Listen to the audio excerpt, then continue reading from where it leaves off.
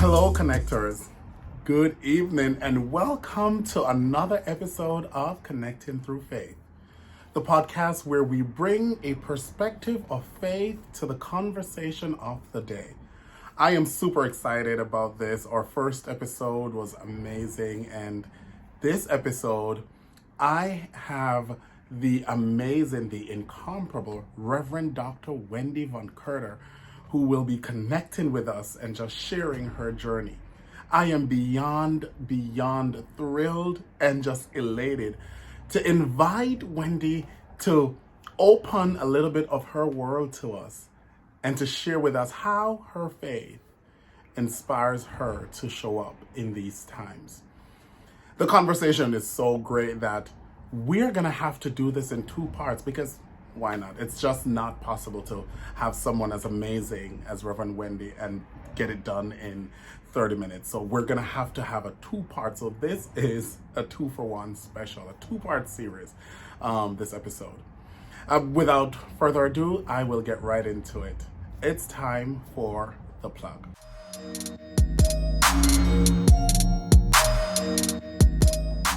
The plug for today is the conversation that I'm going to be having with Reverend Dr. Wendy about the Florida Don't Say Gay bill. It's a conversation that has dominated the airwaves and the political scene because, as you know, in Florida, the current legislature there has introduced a bill that bans schools from talking about or having the conversation really with children about sexuality and sexual identity.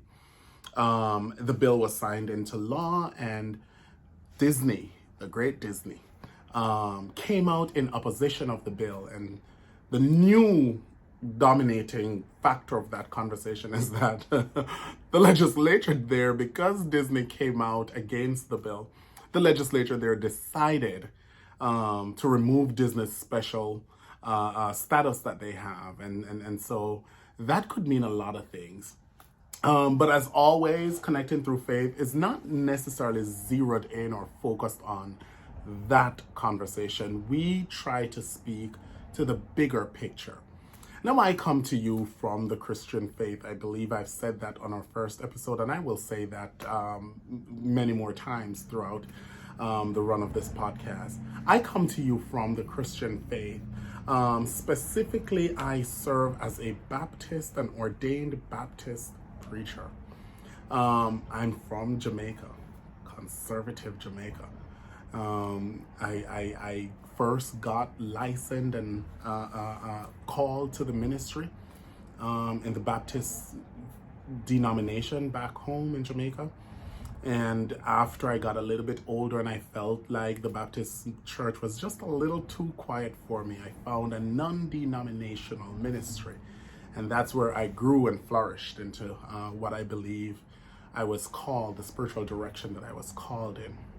Why do I share that? Because my culture, my tradition, and the denominations that I've been a part of, they speak in opposition of anything that has to do with homosexuality or gay or transgender or transsexuality, anything that has to do with the LGBTQ plus community. My faith, not my faith, but my denomination and my culture that I grew up in is in stark opposition of those. And so I was one of those, and I have been, and for many years throughout the earlier parts of my ministry, I was one of those fire and brimstone, hell is your home preacher when it comes on to the LGBTQ plus community. I was one of those preachers who believe that if you identify a certain kind of way, if you identify with this LGBTQ plus community, there is no hope. There is no salvation for you. You're going to hell. However, if you turn from your sins, if you repent and be delivered and be set free and saved of that demon and that spirit, then you might be able to make it into heaven. I've also been one of those people who over the years have had my personal experiences and transformation and personal things that have impacted my life in such a way that I am able to look at things from a very different and independent perspective. And I've seek to heal some of the hurt that I have inflicted on my LGBTQ plus siblings. I stand with and I affirm my LGBTQ plus siblings. But there is still that conversation when it comes on to faith, when it comes on to what your faith requires, when it comes on to what your denominational teachings say, when it comes on to what your theological ideologies believe. And I still am very much attached to a denomination that tends to walk a very narrow or fine line. Either we stay away completely from the conversation, or we are still wrestling with where we find ourselves in this conversation. But beyond that, let us talk about identity.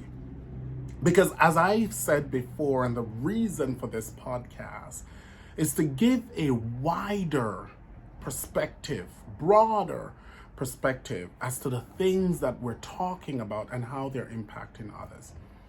You see, my good book in Genesis, I think it was Genesis 1:27, somewhere there.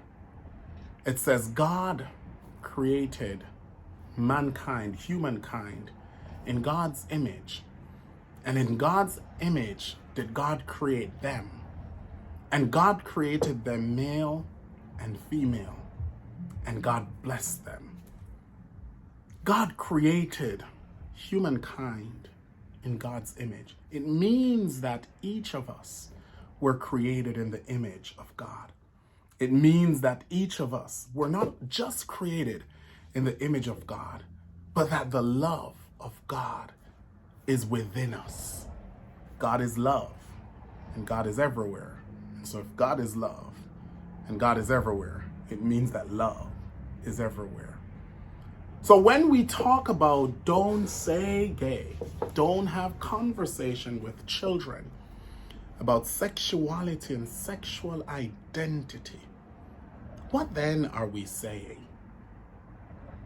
Are we saying, in my case, in earlier years, where I said, if you live in your truth and choose to be who you are, God hates you and you're going to hell, then that kind of doesn't resonate then with the scripture that God created all human being in God's image. Because if God created all human being in God's image, it means that every person, including my LGBTQ plus siblings, are created in the image of God. And God is within them. Ooh, that's hard for some of us to accept. That God is within them. No, there's no way God is within a trans woman or a trans man. There's no way God is within a brother or a sister who choose to love honestly. You see, I am from a denomination or denominations and a culture that forces people to live a lie a lot of the times. Because nobody wants to be ostracized. Nobody wants to be suppressed and oppressed. Nobody wants to feel othered. And so we find that a lot of our LGBTQ plus siblings, male and females, in societies like that, societies like the one that Florida is pushing right now, they are forced to kill a part of themselves or to deny a part of who they are so that they don't have to deal with the ridicule, so that they don't have to deal with being thrown out by their families. But what about, again, that scripture that tells us that God created every human being in God's image? Something's wrong with that. If I'm gonna say to my gay brother or my gay sister, or my bisexual brother or my bisexual sister, my trans brother or my trans sister, that God loves everybody but you. There's a place for everybody in God's beautiful garden except for you. You see, it goes beyond just the political debate. It goes beyond Democrats and Republicans. It goes to the heart of who we are and what we're asking people to be.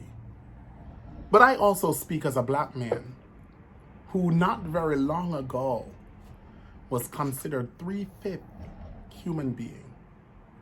And people, men who wrote that as a part of the Constitution, used the good book, the Bible in my case, to justify their belief that I'm not fully human because I am a property of theirs. How does your faith? Now, I'm not saying that you have to be a certain way or love a certain way or be in agreement with certain decisions that people make about their personal lives. What I'm asking us is, how does our faith, how does your moral compass requires you as a human being to validate all of God's loving, God's creation, God's beautiful children, all of them, those who look different and love someone of the same gender, those who talk different, and those who choose to walk and live in their truth, even those who worship differently. But that's not the topic for today. The topic for today, the conversation for today, is I believe in me, all of me and everything that I am.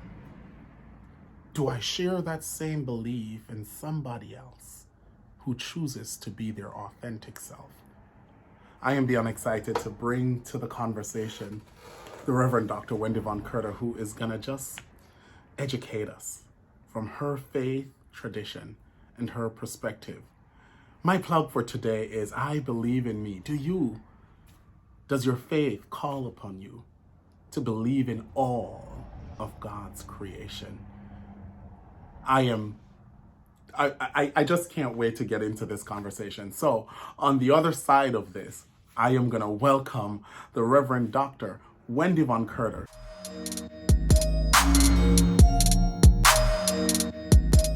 It is time to connect, and I am beyond excited to connect with my dear friend, my social justice soulmate, my everything, the Reverend Dr. Wendy von Courter.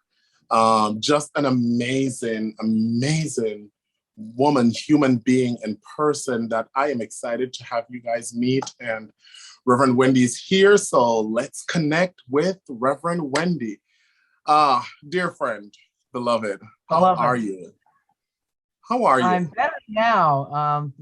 Thank you for your kind words. It's just always such a pleasure to connect, as you say, and to connect with one another. We've traveled a lot together, haven't we? We have, and we've gotten in some trouble together a lot. Some good trouble. Some good trouble.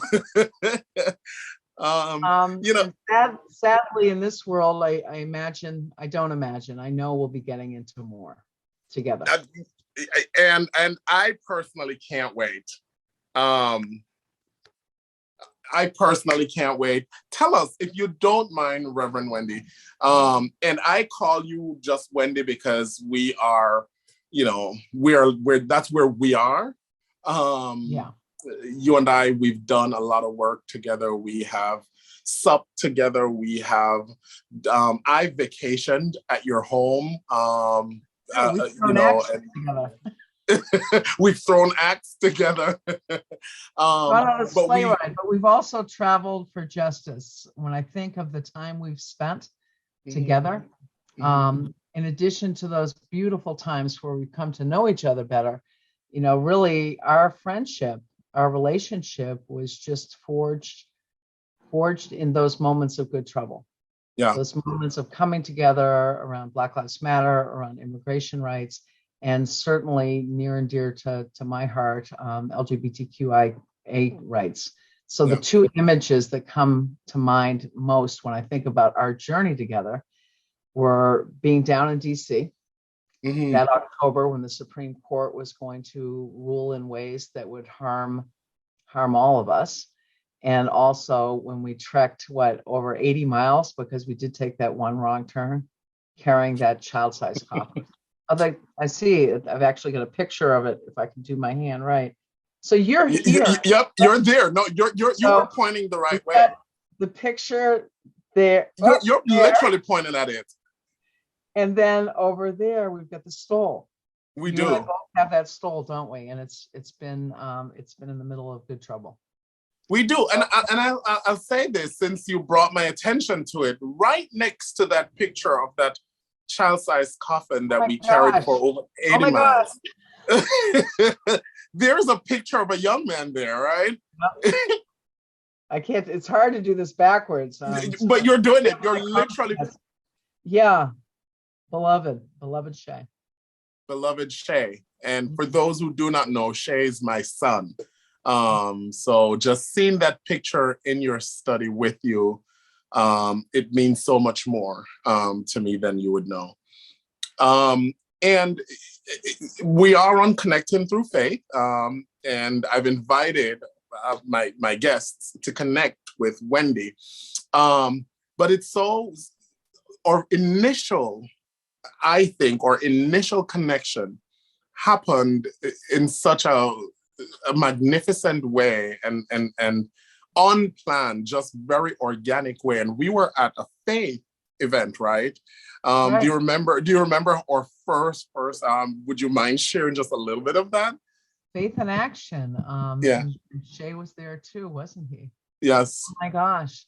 Sure. And so for a little bit of context, because I know you asked for a little bit of my story, I've been an ordained Unitarian Universalist minister since 2005. Prior to that, I've been a religious educator for many years and certainly engaged in justice work in different ways. But when we intersected, so I served on a church in Marblehead, Massachusetts, but was also engaged nationally, working on cross-cultural engagement, on anti-racism work. And when you and I intersected, in particular around immigration rights. And so that magical time that we first connected is right here with me in all of these stories. So many of the stories behind me are connected to that moment in the birth of our relationship.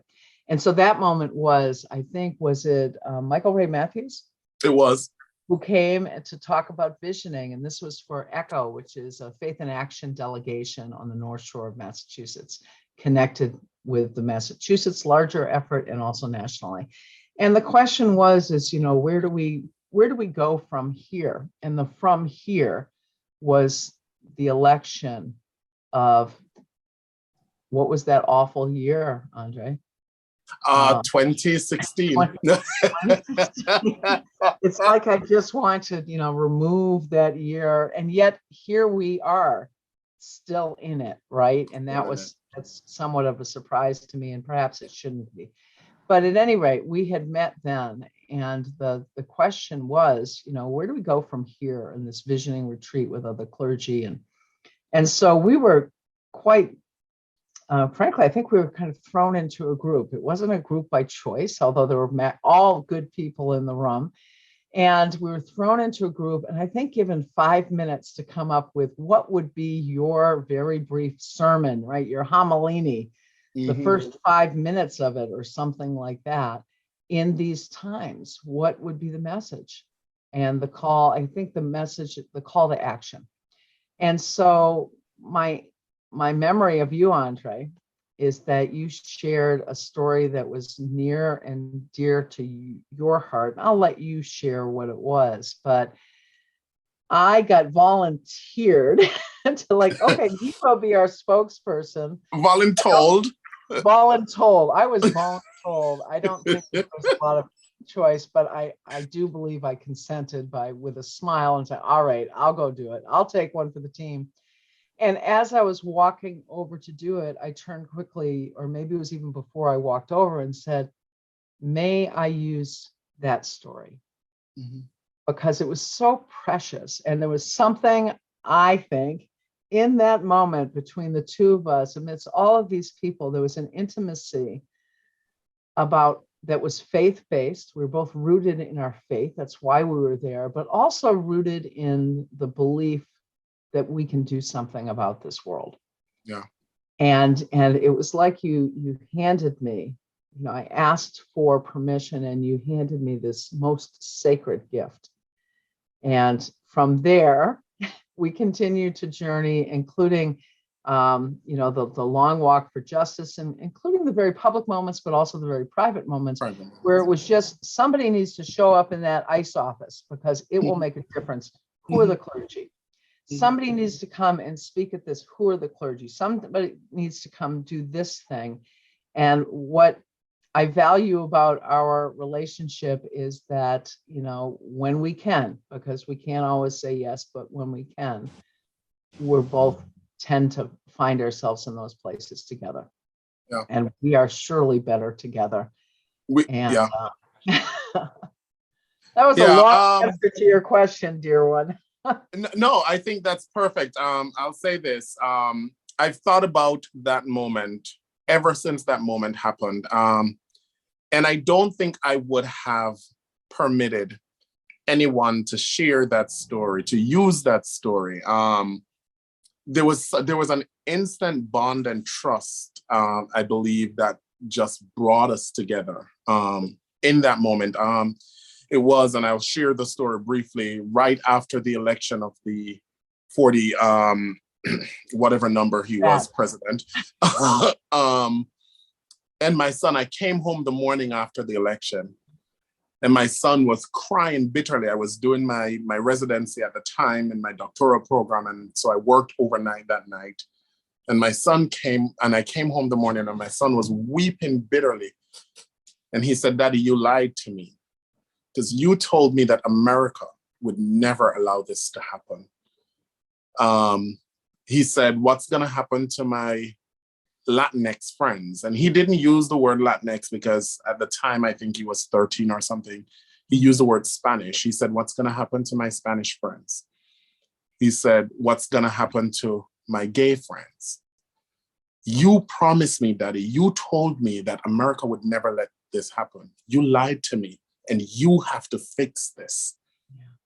That was the charge my son gave me. And I shared that story. And right as you were walking by to go give that 5-minute sermon, you leaned in ever so gently, lovingly, and caringly and said, "May I have permission to share that story?" And I don't think, and I still don't think today, I would have trusted anyone else with that vulnerability, with that sacredness, and the way with which you held it. And I think you're absolutely right. I handed it to you, and the way with which you held it, it changed us, it changed our course, it changed our relationship for the better. But outside of just faith and justice, I remember when my second mother passed away right before the pandemic, and I needed a clergy, I needed a minister in the moment. Prior to her passing, when she was sick, you and your beloved took me on a retreat in Rome, Massachusetts that I badly needed because she had a really rough time in the hospital, and we were doing hospital for long hours, and you and your beloved took me on a retreat. And when she passed away, you were the clergy that I needed. You showed up, not just as my friend, not just as my justice soulmate, but just the person in care and compassion that you are. And so we've shared a lot of moments. I'm so glad that you reminded me of that weekend. We were singing with Issei Barnwell, "Sweet Honey in the Rock." Yeah. These are all so important. The faith connection, the where our faith calls us to. And I think that even though you and I come from very different theological journeys, and are still on very different theological right? journeys. We're rooted differently. I'm a religious humanist, you're a theist. And yet, I think what we share, it's not even an and yet, it's and. Those journeys for each of us have grounded us in a way that I think it's instantly recognizable that there's a person grounded by their faith. Yeah. There's a person who is grounded by values that call them not just to move through their own world, right, in their days, whether it's going off to work or in the garden or whatever, but calls them to a place of changing the world for all of our children. Yeah. All of our children. And I think that there's some sorting out that happened after that election in terms, from my perspective, in terms of what people, how dedicated people are to their faith and their belief systems. Yeah. Because you can't see what's happening. You can't watch the death. Just in Michigan last couple of weeks, we've been dealing with yet another of our Black siblings being killed through police violence. You can't be a person of faith and hear that story and not do something, and not do something with other people. So this connection piece, what you're doing is just fabulous, because to me, that's where we reclaim our power. Yeah. Where the dream that we might have, I can sit here all day long and think about the world that I wish we would have, and that I wish my grandchildren and the future great-grandchildren and your grandbaby that they move into. But unless we actually get out there and connect with other people, and from my perspective, what better way to do that than an interfaith community? So creating these bonds, I think, are really essential. Not despite our differences, but because of our differences, because of our diversity. We need everybody out there, and we need everybody out there in big, strong, bold ways. And that looks different depending on everybody's context, right? I recognize that we all are moving through the world differently. We have different commitments. I could not have been doing this particular activism or some of what we shared behind me when my children were young. So we all come at it from different times in different ways. But whether we are atheists, because that's a belief system, atheist, pagan, Jew, Muslim, Christian, with a high Christology, Christian with a lower Christology, all of it, we need us all to connect over our belief systems that we can build that better tomorrow. Yeah, it's hard for us not to preach, isn't it? Even without a pulpit. I know, right? And I said this last week when I did the first episode, because I found myself getting into a sermon, and I'm like, this outlet is not meant to be a preacher's sermonette, but it's hard for us not to. And yet, right? Wendy, I could sit and we could do a 5-season, 10-episode per season podcast on just who we are and have been with and to each other. And the evolution of our relationship and our friendship and our journey in justice. But I also know that I have a producer who will squeeze my neck if I don't get to the source of it. And he knows where to find me too. And he Okay. Well, he loves you. He loves you. So you'll be excused. You'll be excused. I probably won't. But there's something in particular, and I spoke about this a little bit earlier in the plug. And I do want you to, again, your Reverend Dr. Wendy von Courter. If you could give us, I won't be so unfair to say an elevator pitch, but just give us briefly your journey, when you got started, what motivates you, what keeps you going, and the different sections or segments of life up to the point of being the Reverend Dr. Wendy von Courter. Sure. Well, I'm about to be 65, so it's not a short journey, but I'm just going to hold up a few things. So I grew up I'm a New Englander. I am now transplanted to Michigan and learning to talk with my hand. So we are up about here in Traverse City, Michigan, just south of that, where my wife and I have a farm. And we're doing a lot of justice work here as well. But I was rooted in New England. I'm a third and fifth generation Unitarian Universalist. So faith has always been a key part of my identity, about just as a human being, how it has shaped and formed me. It was an important thing to me. And excuse me. And from there, let me first say a little bit about Unitarian Universalism, because some of the viewers might be not as familiar. It evolved out of two Christian faiths, Unitarianism and Universalism, but then grew to include humanists. There are Buddhist Unitarian Universalists, there are Jewish Unitarian Universalists, and the reason it's expansive in that way, right? We all have different things about our faith systems. The reason that particular diversity can be is that it's a faith that does not come together around a set of beliefs. And so many different people find their way into Unitarian Universalism, often because they've been involved in justice work and they're looking for a place to do that in faith community. What we do come around is on principles that we affirm and promote. For example, the inherent worth and dignity of every person, that this should be a fair and just world for everybody, that we have an interconnectedness with the planet and all beings and each other. And so that's sort of a very short primer on Unitarian Universalism. But I also got very involved in disabilities advocacy early on. I was a Special Olympics coach for decades and decades, and may well return to that now that I thought I'd have a little bit more time. We'll see. And that really shaped me in terms of, I would say, an embodied faith.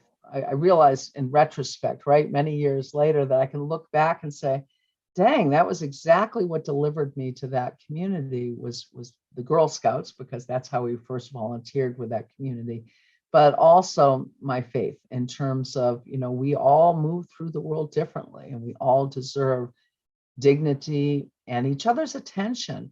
And there's also a richness that every human being, whether they are on this planet for 9 years or 90 years, whether they move through the world using legs or a scooter, whether they have a mind that's wired differently or not, that we all bring a richness and diversity. And I share that because I think that ultimately that was very, very formative and led right up to that moment that you and I met, with an openness toward one another, although, again, rooted differently theologically. So that I actually was in IT for a number of years. That was my profession. And I came out of that to raise children, lived in New Hampshire, and then was a religious educator while I was also coaching. And somebody looked at me once and said, you should take that position as a religious educator. And I realized in that moment, actually, I would become a minister. What a perfect next step for everything that I've always been doing in my life.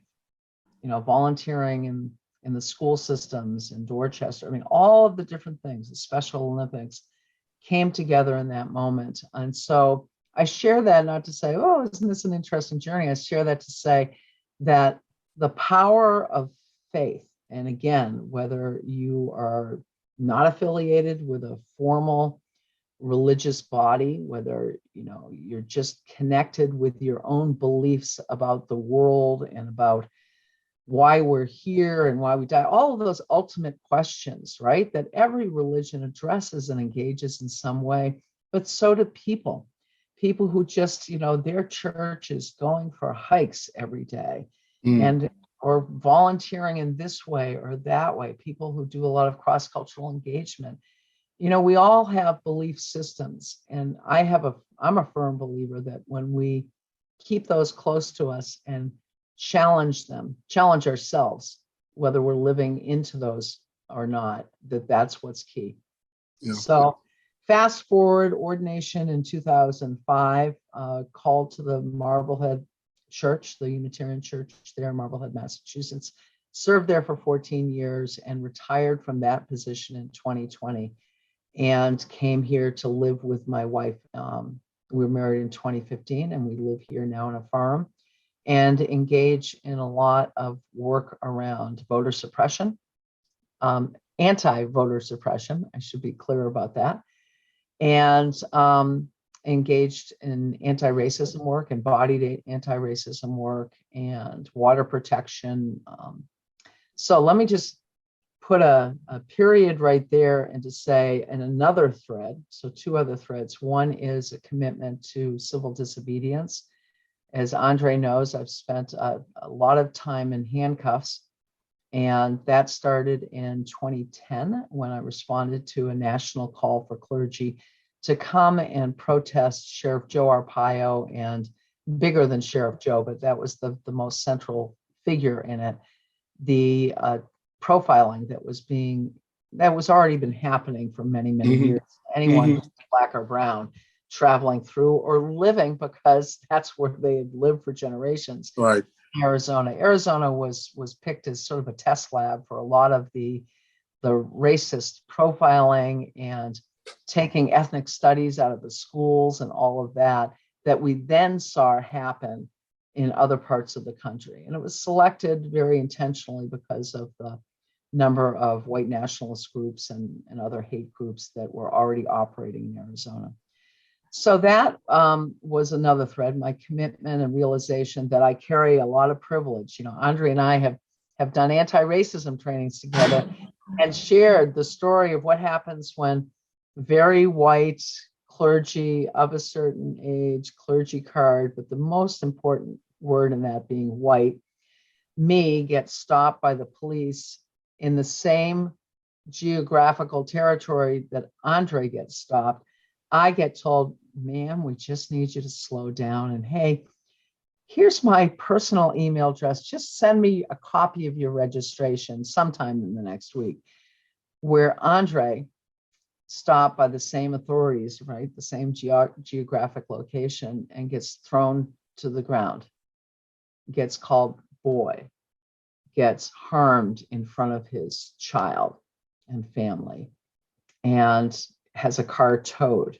And so my commitment to how do I use my privilege is putting my body on the line when there are calls, whether it's the Poor People's Campaign or the water protectors in northern Michigan and Minnesota, because I'm least likely to be hurt in that situation. And we know that we need to be putting our bodies on the line. So that's one thread. And then the last thread I'll hold up is the larger social justice picture. As Andre and I have shared, I've got very involved in ECHO and other efforts in Massachusetts and nationally to impact things like immigration rights, to impact things like LGBTQI rights. So that's yet another thread. That was kind of, it's hard to do 65 years in a little. Well, you did it so well, though. You did it so well, and I was keeping my fingers crossed and hoping that you would touch on this. And I know it's the modesty in you. You are a professor. You are a university professor. Yeah, that's one other thread, and it's an important thread. I'm really glad that you brought it up because it also ties to that moment with you. What I found is that although I'm very committed to my faith as a Unitarian Universalist and was very committed to my congregation and still mentor Unitarian Universalist seminarians at Boston University School of Theology, my heart got grabbed. My heart and my activist feet and head and soul got grabbed by the power of interfaith work. For me, that is the most powerful place that we can come together and learn and grow from one another, but also use our collective power to change the world. When we saw that evidence, right, at an ICE meeting where I will never forget being asked by one of the authorities there when I went back for another reason. He said, "Were you with that whole army of priests that were here last month?" And I thought, yes. Yes, I because it makes was. a difference. There's a power, there's a great power in interfaith work. And so I am now really thrilled to be teaching interfaith leadership at Boston University School of Theology. So thank you for bringing that up, because that's some of the most, the richest work that I feel I'm privileged to do right now. Wendy, I mean this from the depths of my soul, and I say it all the time. I say to you, and I say it behind you, and I say it when you're not present and not hearing, the world is a much better place because of the gifts that you have and share with us.